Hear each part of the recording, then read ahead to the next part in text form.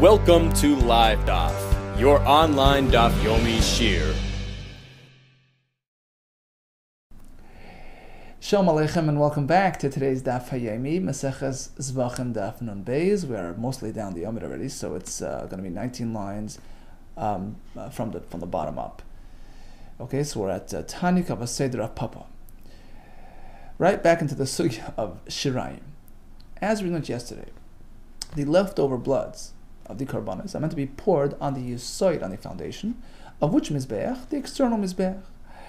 So whether we're speaking about karbanos who initially are processed outside, or even internal karbanos, chatas apnimis, like the par koyin Mashiach, par helam davashal tzibor, par Yom Kippurim, although their initial blood applications are internal on the mizbeach hazohav and the heichal, but their leftovers, their shirayim, are poured outside on the yisoid ma'aravi of the mizbeach hachitzim. Now, our Papa taught us yesterday that all opinions will agree, all shittis will coincide to the extent that it's not miyakev. So shirayim is important, but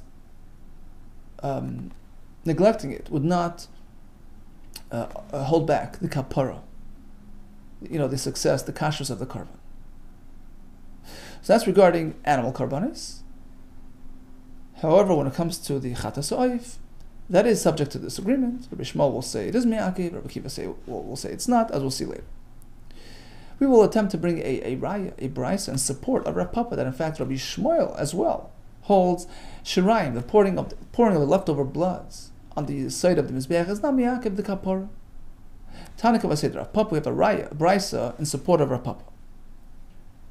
We begin with a pasuk speaking about the par koyin Mashiach, the chatas cow that the kohen gadol will bring upon sinning. The pasuk says, "Ve'eskol dam hapar yishpach." Now we're speaking about the par. Why repeat the word par? Right, all the blood is poured out on the yisedim. Matam loymar. Why add the word hapar? Oh, it's covering another par, the par Yom Kippurim, to tell you that there as well, leftovers are poured on the Yisod HaMizbeach. Limeid, it comes to teach, al par Yom Kippurim, shehu ton matan damim, le'Yisod divid Rebbe. So according to Rebbe, the extra word is coming to include a par Yom Kippurim. Come Rabbi Shmuel and Rabbi Kiva, and both present an alternate route. We have a kal v'chomer to include Yom Kippur. We don't need this pasuk for Yom Kippur. Amar Rabbi Shmuel, kal v'chomer. How do I know that the shirayim of the Yom Kippur par are poured to the yisoid? It's based on a kal v'chomer, on a logical arrangement. Uma im mishe'ein nichnas dam lifnim chayva. The base, the starting point here is the par koyin Mashiach that we just discussed, which is not a required karban. The kohen gadol doesn't have to sin. Nobody pushed him to sin, right? Uma im mishe'ein nichnas dam lifnim chayva. Although the blood of that karban is taken inside, applied to the the heichal, the mizbeach hazav and the heichal, but it doesn't go in as a chayv. It's not obligatory. He can just as well not sin and not bring a karban, right? It's not a required karban. So despite its relative, it being a relatively lower level karban, it's not a chayva. Nevertheless, ton yisoid, we've established the leftovers of that karban, despite its disadvantage, requires yisoid. It's meant to be poured on the yisoid of the mizbeach hachitzin. Certainly the par Yom Kippurim, which is an obligatory, required karban, right? It's part of our Yom Kippur arrangement. The blood of the Yom Kippur karban, which requires pnim as a chayva, it's required.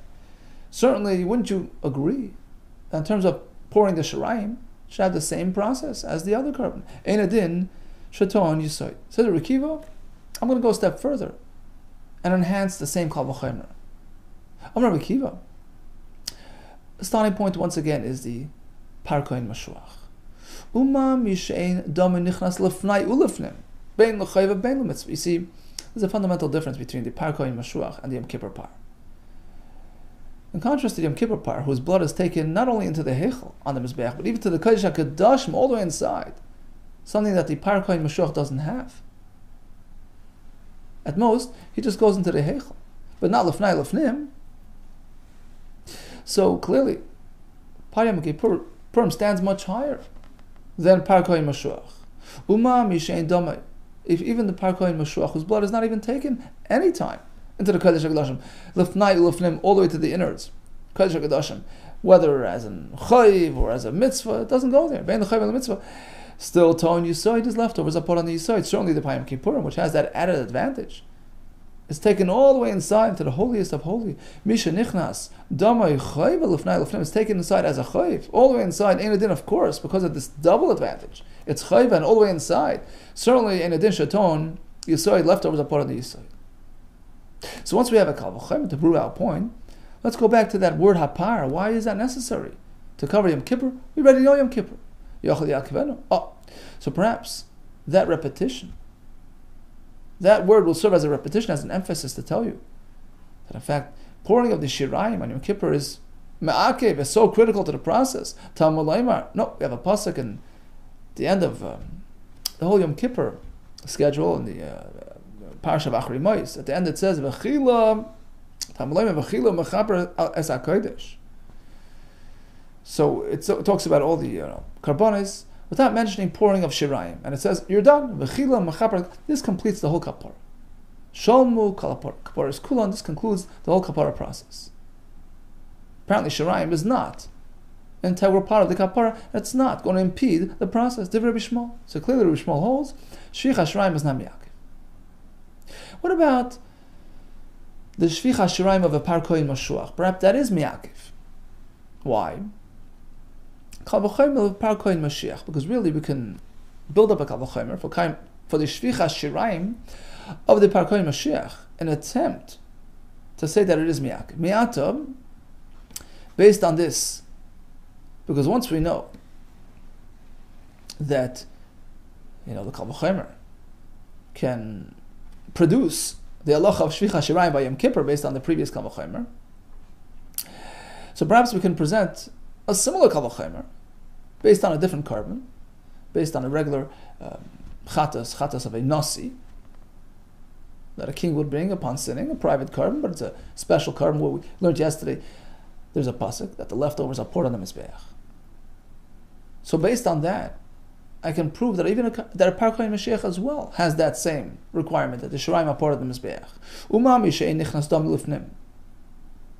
Because you see the carbon chatas of the soyer of a nasi, that blood is applied on the external mizbeach only, mizbeach achitzon only. Doesn't even go inside ever.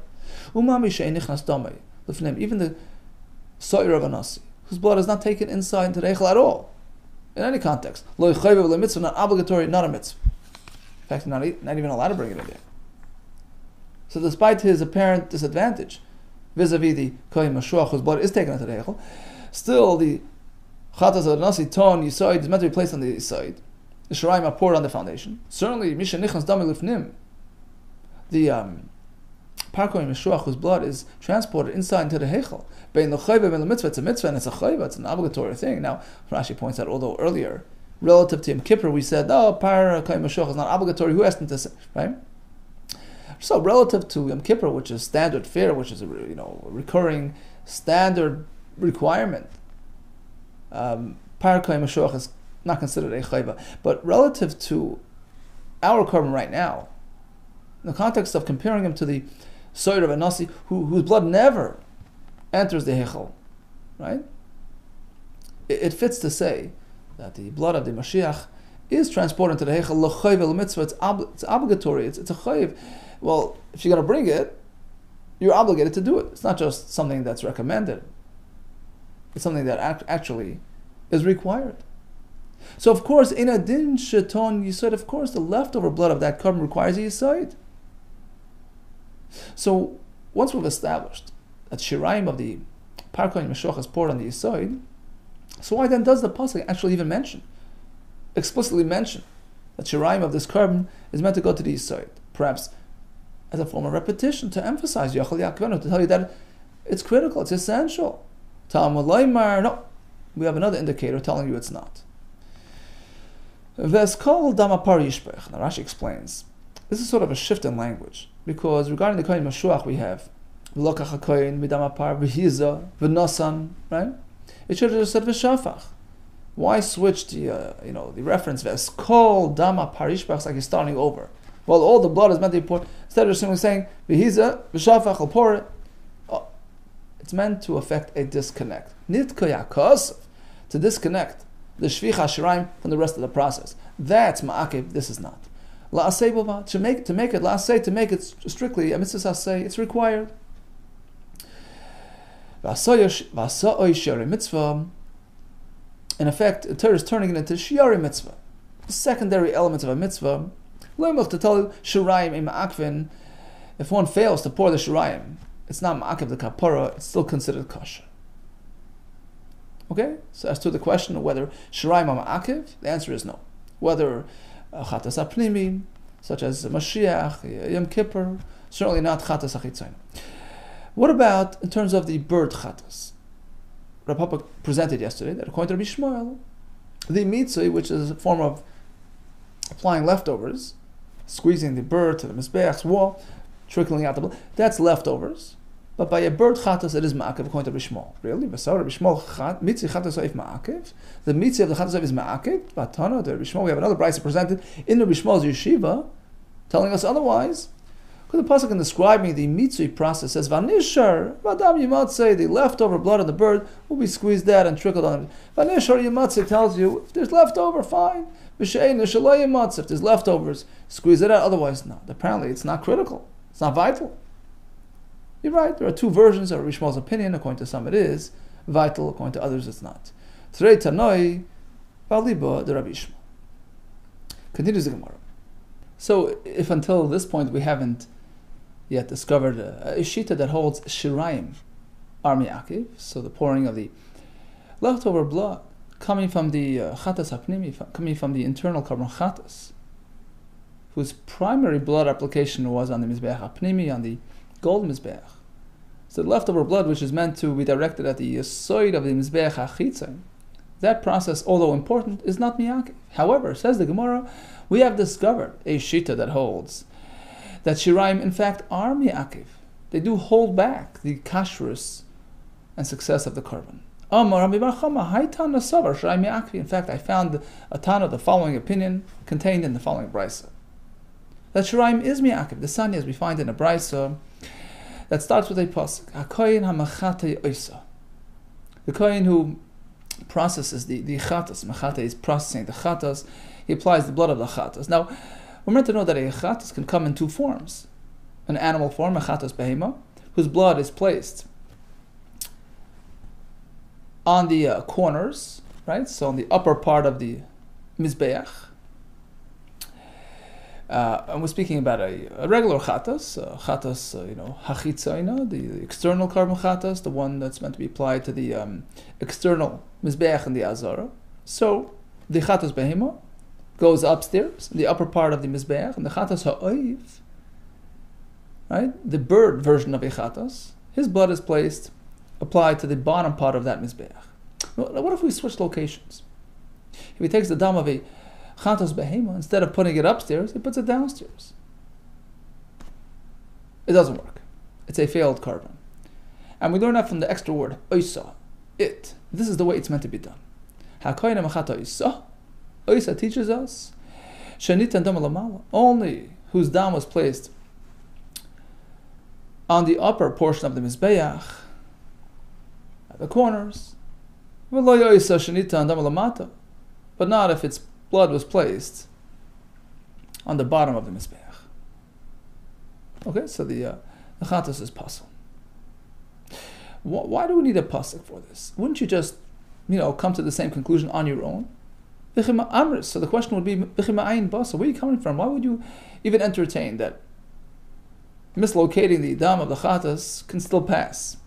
The answer is because of the pasuk which says, "V'dam zevachecha yishafech al mizbach Hashem Elokecha." Yishafech is singular, one spill. We learn from here that in fact, although you meant to apply multiple applications, lamadnu linitonin b'matan arba, we learn from here that even the karbanos who require 4 applications, like a chatas, right, on the 4 corners, still you can get away with 1. Shem nasnan, matana achas, keeper, even if you just applied 1, and we're speaking about the chatas achitzoyna, right? So even if you skip all 3, just did 1, right? We learned this in the beginning of last parak. Shem nasnan, matana achas, keeper, it works. So perhaps, just as if you trim the number from 4 to 1, it works. Perhaps this location also works. Yochel af nitana lamalo, shenasana lamata keeper. So perhaps I would suggest that also af hanitanan lamala, even the dam of ichatas beim, which is meant to go on the upper half of the mizbeach and was placed on the bottom half, shenas lamala lamata keeper, would also work. Hence the pasuk oisa, no, it's got to be location specific. Now, why do we need a pasuk? The location is critical. We can learn it from a kal v'chomer. Why? Not a kal v'chomer, just a comparison. Because we find that if we relocate or mislocate the dam of the chatas ha'oif, instead of putting it downstairs, you put it upstairs, it doesn't work. As the Gemara later will learn from a pasuk. So why can't we just compare the 2 versions of karban chatas, the animal to the bird? Just like by the bird, location is critical, likewise by the behemoth. We have some dam which is meant to go upstairs, the chatas behemoth. We have blood which is meant to go lamata and downstairs, the bird. Let's compare. Ma damim hamur and lamata, just like the dam of the chatas bird. If he relocates, shim nosnan lamalon lekipa, if he puts it upstairs, it doesn't work. Av damim hamur and lamalon, likewise. The chatas behema dam, which is meant to go on top, im nosnan lamata lekipa, if he puts it downstairs, kapara is not accomplished.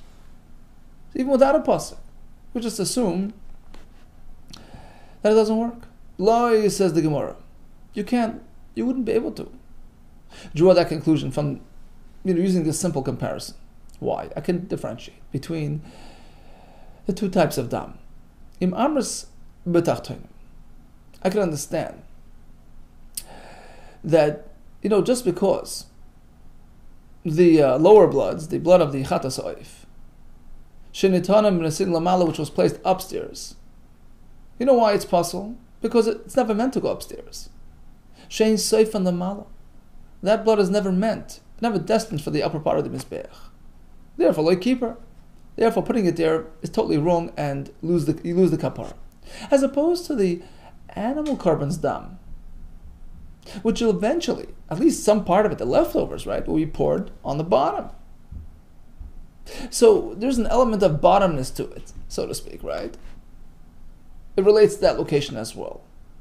Taimar, how can you compare Bel Yonim to the upper bloods, the chatas behemadam, shenas lamata, although it was placed downstairs, but it still, relates to that place. Sheyesh mehen karv lamata. Some of that blood was destined for the bottom. The leftovers was meant for the bottom. So perhaps that could, cover us as well. That could be reason to let it pass. So why would you even, learn one from the other? In which case, you wouldn't know the halach that placing the dam of the chatas behem on the wrong location, such as downstairs instead of upstairs, would in fact be critical. That necessitated the pasuk of oisa. Location specific is critical. Well, says the Gemara, actually, I can challenge this, this most recent presentation. You're trying to draw a line between the 2 bloods and take away that, comparison. No. I'm going to undo that by proving to you that, in fact, that factor that you mentioned, that when something is destined for that location, at least the leftovers are destined for that location, that would somehow, justify a change of location. I can refute that by taking a look at the dam of the internal, karbanos. right? So the chatas hapnimi, whose dam is meant to be placed on the poroiches, on the mizbeach, and ultimately leftovers poured outside in the azara, right? So there, despite the fact that some of that blood is destined for the outside mizbeach, but nobody will suggest that if you relocated the initial blood application instead of inside, you did it outside, that'll be okay. Apparently, that svara, that rationale doesn't really hold water. I'll disprove that point by taking a look at the inside karbanis, the interior karbanis. Sheyesh mehen karev b'chutz. Because some of that blood is meant for the outside mizbeach, the leftovers. And still, im nasna matchila b'chutz lekiper. All agree that if you relocated and you placed the initial blood application outside instead of inside, it doesn't work. No, you can't compare, says the Gemara. You can't refute my distinction by analyzing the internal karbanis because that's very different. Lo, im amras b'adam apnimiyim. How can you compare to the internal bloods? Perhaps, they have higher standards. Because, in fact, their process is a much longer, it's an elongated, more detailed process than the carbon we're speaking of here now, the external carbon. Shem mizbeach hapnimi markam, by simply placing their blood on the mizbeach hapnimi as required, that doesn't complete the process. It's not memarkam. Markam means it doesn't complete. There's still more to do. The Gemara is assuming step 2, the more that we need to do is step 2, which is pouring the leftovers on the external mizbeach. So it's a 2-phase process. So perhaps that explains why it's more strict, more severe. You can't compare. How can you compare be'el yoinim to our blood here, the external carbon chatas, whose blood is placed on the upper part of the mizbeach, where in a way it's a lower level process, less detailed, right? It's a one-step process. It's not such a complicated, elaborate affair. You just put it on the corners and you're done, right? Because pouring the leftovers on the bottom is not miyakiv, it's not a critical part of the process. So technically it's just a one-phase, one-step process, as opposed to the internal blood, which involves a 2-phase process, which is in fact critical. One is placement of the blood on the internal mizbeach, and secondly, pouring the leftovers on the external mizbeach, which at this point in the Gemara we're understanding this to mean that it's miyakiv. And here, by the way, is what we're looking for. The shita that holds that pouring the shirayim is miyakiv by the internal karbanis. Okay, we'll get to that soon. So regarding our carbon, chatas achitzoina, where it's only one phase, shakronis mimarkis oisin, the corners are, sort of complete the process. So perhaps in nasan lamatik share, if he mistakenly, flipped the location, put it downstairs instead of upstairs, perhaps it's okay. That's what I would think. That explains, back to the beginning of the brisa, why the word oisa was necessary to point out to us. That location is critical. Oisa shenita dam lamalo. It's only kosher when the dam went upstairs, v'loy shenita dam lamata, as opposed to downstairs. Okay, so let's go back. That sort of ends the brisa. Let's go back and reanalyze the most recent presentation. Ma'ishein mizbeach hapnimi marka. What does the brisa mean? That the internal carbon chatas is not done by the mizbeach hapnimi. There's more to do. Lav elo shiraim. Apparently, it's this phase 2, the leftovers poured in the external mizbeach. Apparently, the brisa holds shiraim are ma'akev by the chatas hapnimi. Okay, so that's the shita we were looking for. Amalei Rava responds, no, not at all. That cannot be the correct understanding of the brisa. That the brisa means to indicate that the shiraim are ma'akev by the chatas hapnimi. No, because if that were so, if anything, it would disprove your point. Just the opposite. The starting point again was the pasuk. Oisa. Location is critical. Right? The placement of the dam, of the chatas chaytzoina, on the upper portion of the mizbeach is critical. And the question was, why you pasuk for that? You can just figure it out based on, comparisons to other bloods, etc. And the Gemara went back and forth whether or not you can make those comparisons. Turns out that perhaps you can't, and therefore, apparently you can't, and therefore we need the pasuk of Oisa, that location is critical. Amali Rabbi Yehachi. But based on your understanding of the Brisa, that the Shirayim of the Chatas HaPnimi is Mi'akiv, if anything, that will now serve basis for conclusion that, in fact, relocating the blood of the Chatas HaChitzoyna from upstairs to downstairs is critical, is Mi'akiv, makes the carbon puzzle. And that would actually preempt the need for that pasuk. So we're pretty much working against ourselves with disproving our point and removing any justification, any need for that pasuk. Tell us that halacha. Why? Because the halacha that location is critical by the Chatas HaChitzoyna can be based on a kal v'chomer from the Chatas HaPnimi, based on your understanding. Why? If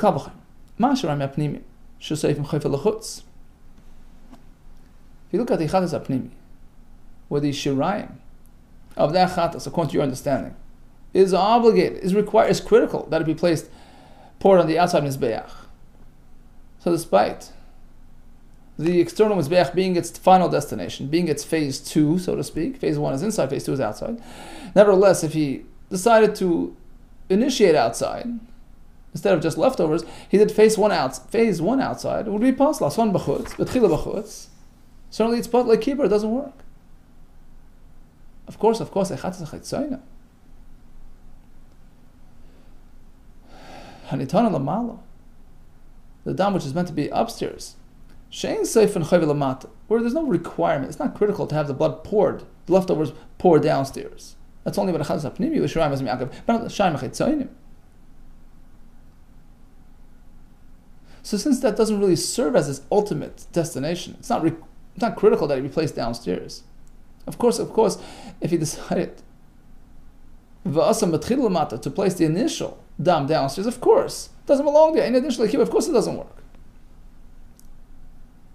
In which case, there's no need for the pasuk of Isa to teach us that location is specific and critical.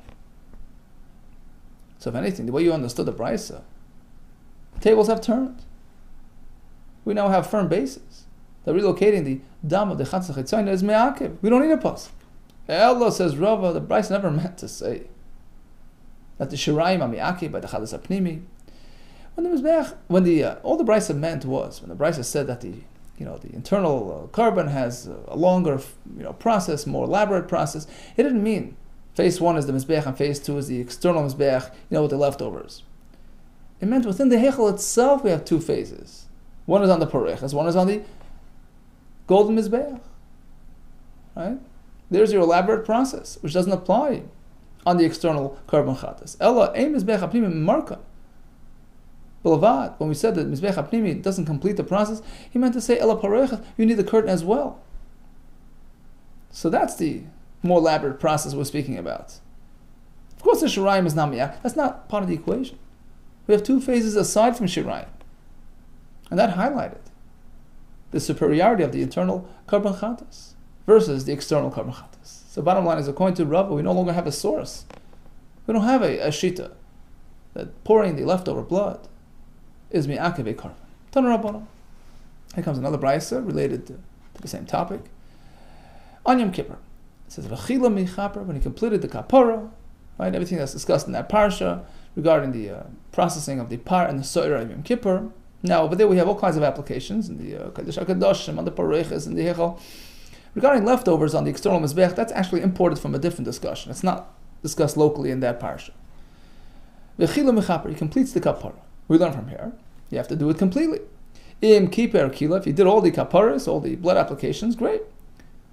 You have completed and concluded successfully. If you're like keeper, but if you missed some blood application, like kila, you have not completed the process, you don't have a kosher or carbon. Divir Kiva. Amar Yehuda, why do you choose to switch around the words? V'chila michaper, you're learning it backwards. Kiper kila, why go backwards? Just go forward. As the way it's written. Why can't we just learn it straight? V'chila, if he completes, mechaper. That accomplishes kapara.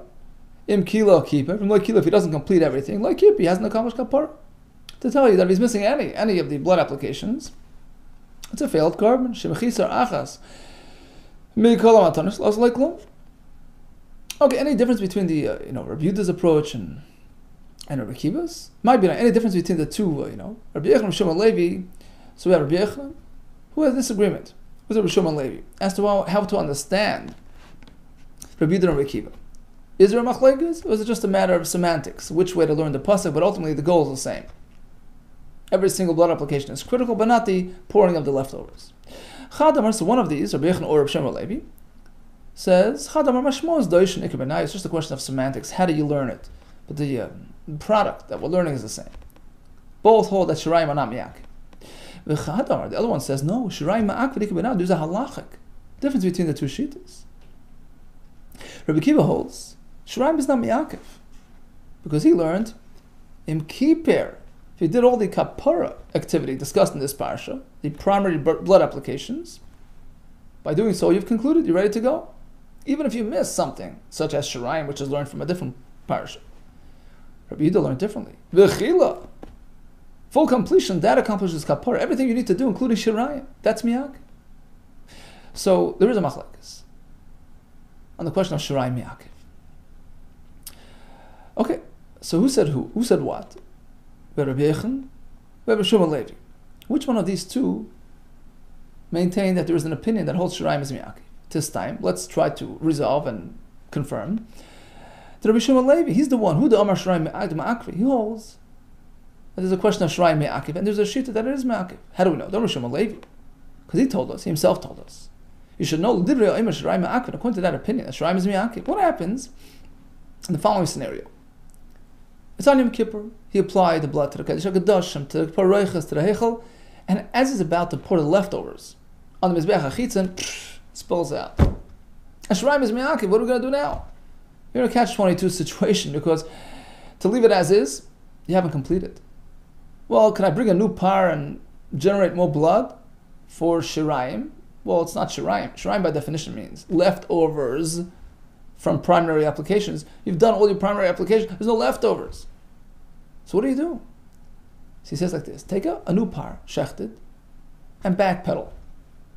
Go back to the heichel. Apply the blood of this new carbon on the mizbeach. Sort of redoing what you already did. Now you have leftovers to pour on the mizbeach hachitzin. Maybe par echad, you bring a new par. You go back to the mizbeach hazav. You start again. Go back one phase, one step. And now you have leftovers for mizbeach hachitzin because pouring of the shirayim is critical. Now, who presented this quandary with this solution? Rabbi Shimon Levi. Clearly, he's of the opinion that there is somebody, presumably Rabbi Yehuda, who holds that shirayim is miyakif. So he's the one, and not Rabbi Yochanan. Well, after Rabbi Yochanan, lesle hasvara. You mean to say Rabbi Yochanan would not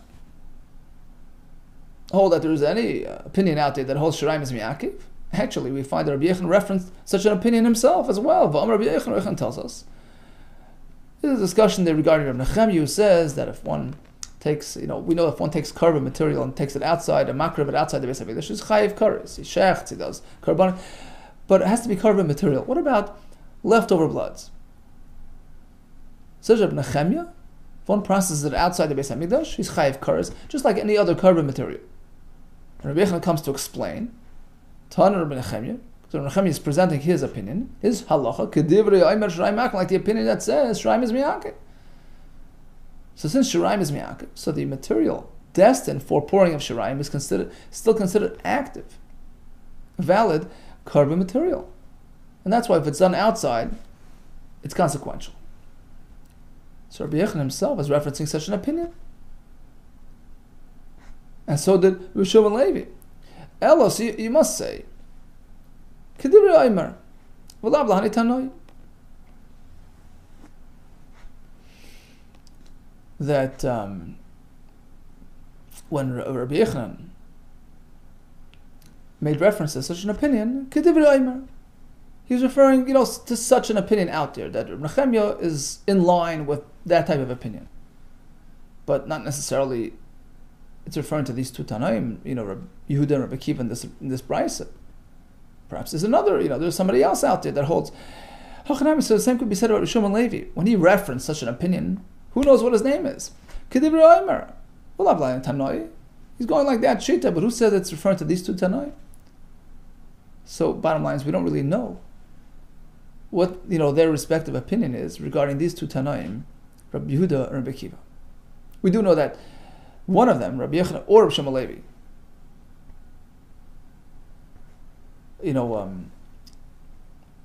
considered this to be the machlekes, when the Shiraim is mi'akiv. But was it Rabbi Yochanan? Or was it Rabbi Shimon Levi? We're not sure. Okay, but in any case, we did actually reach our destination. We did find a shita that says that pouring of the Shiraim of the Chatos HaPnimis is mi'akiv.